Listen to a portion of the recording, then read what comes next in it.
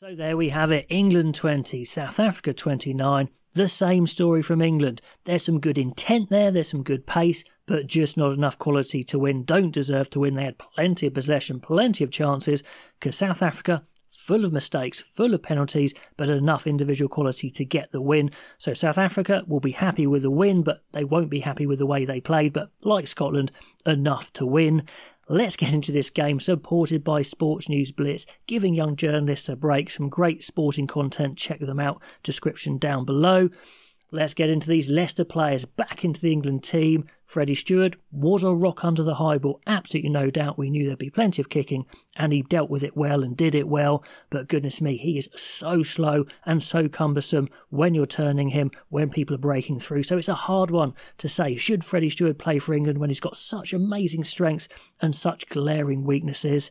Jack Van Poortvliet, when he played under Eddie Jones, I was saying he just looks so nervous, and many people said, well, you know, that's understandable, he's a young player, but once again, looks a bag of nerves, fumbled his first two touches, kicks too short, but on 3 minutes, a touch of quality from Marcus Smith as he crossfield kicks to Slightholme, then dummies a drop goal, burns round the blind, gets around Oxenchae, and then nice soft hands from Slade as well, and Slightholme's in, so good creation from Smith, great start from England. Slightholme needed to make up for Emmanuel Faye-Wabusu's absence and was on the ball a lot in this first half. South Africa also start with some kicking mistakes, Manny Libbok shanking a nasty one cross-field, but his second one is really good, and Arenza beats Smith to the high ball, and then rocket ship scrum half Grant Williams just makes Ellis Genge look silly. He's so quick, he bursts straight through, and he's got an amazing step, and we know Freddie Steward has got no turning circle, so he just steps him and scores easily. Amazing try there individually, 7-0 after 7 minutes. Now you have to say that England forwards in this game did do some dynamic carries. No interplay, but good dynamic carries, and the attack isn't really going anywhere until Pieter-Steph du Toit really reaches over a ruck. It's clearly a ruck and gives away an easy 3-point penalty, 10-7. 16 minutes in, JVP has been a complete disaster. Etzebeth blocks his clearance kick easily, then Smith gets charged down as well, and Pieter-Steph du Toit gets a nice bounce of the ball to score. So disaster there with the charge down kicks. I think now you're not allowed to block kick so much. Sides are going to have to think a lot more carefully about how they kick out of 9, so that is 10-12. Then the giant Snyman comes to the party with a big break and offload, and the forward starts to pop for South Africa a little bit, and then Stewart goes for a high tackle. Doesn't look that bad, but he doesn't dip, so fair enough.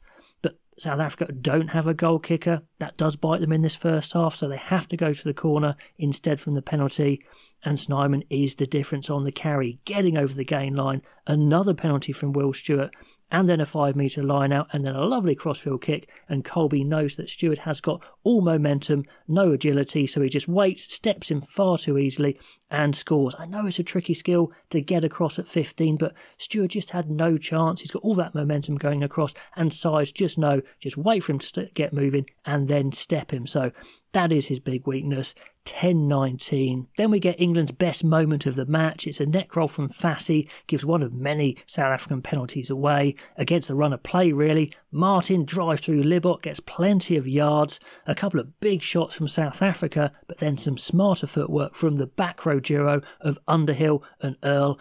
Underhill and Earl were fantastic in this game, gave such go forward and also some turnovers. So that was really good. In the second carry from Underhill, catches all three front rowers sleeping for a top finish, 17-9. Game on at this point. But JVP not even close to getting his box kick away again and gets charged down. Luckily for England, actually gives him a good counter-attack chance. And Underhill and Lawrence do some really good lines of running. They make good ground, but Lawrence fumbles. That's the thing with Ollie Lawrence. He has some good skills.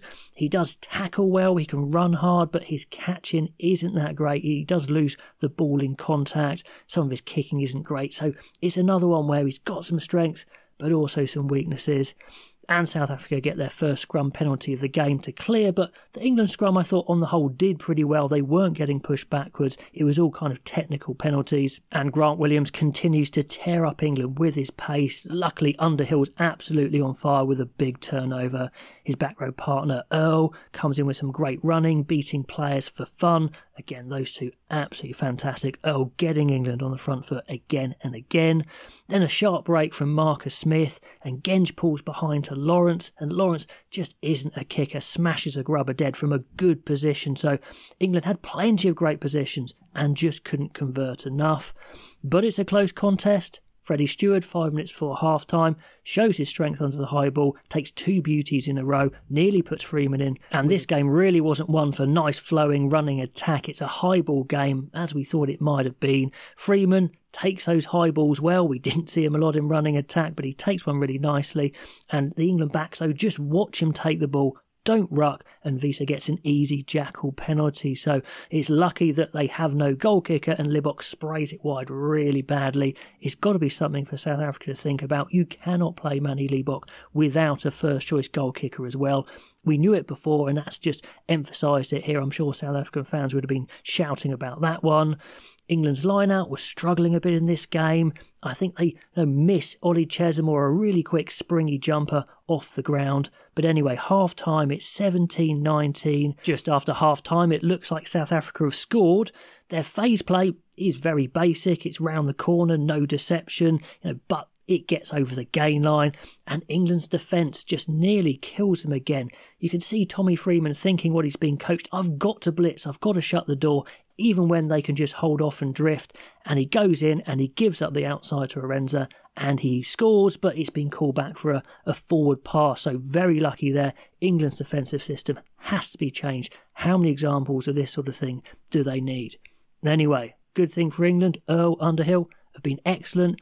Earl jackals and saves the day again. Underhill does the same on the next play, and all of a sudden England are 20 metres out. It has to be said, Marcus Smith kicking to touch is very short. They really should use Slade or someone with a bigger kick to kick for touch, because they could have been in even better positions. And from the line out, a couple of high passes from JVP put England on the back foot, so Smith has to kick, but luckily Freeman is great in the air. Beautiful catch out wide to get a score for Slade, but the TMO spots a neck roll, so that's a try marked off for England this time. And Itoje's neck roll is just dangerous. It's just silly. I don't know why players still do it. It's not what rucking's meant to be. You're meant to drive them off, staying on your feet, but as he realises he can't drive them off, he just falls over to the side with the player. So dangerous. Surely coaches cannot be coaching this anymore, because it's getting pinged so much anyway, and it's dangerous. So surprised players are still doing that, but they are. We've seen it in this November. England, though, you've got to say, they're attacking with pace. The intent is there. I cannot fault the effort, plenty of hunger. There's plenty of South African penalties to take advantage of, and a kick block gives Smith a chance to take the lead 20-19. And we're in this period where its next score is vital, as you always get in games. Series of penalties, 2 by South Africa, but the one for Steward is penalised as Pollard is on now, and he can kick and slots it from 50 metres, albeit bouncing off the crossbar. So that's 20-22. Steward, he may be the least nippy in the world game, but he probably is the best in the air and wins a penalty from Colby as he takes his arm. Slade is kicking to touch now, monster kick to touch, that makes a difference. 10-metre line out, great chance to take the lead, but slow phases, very predictable, no deception.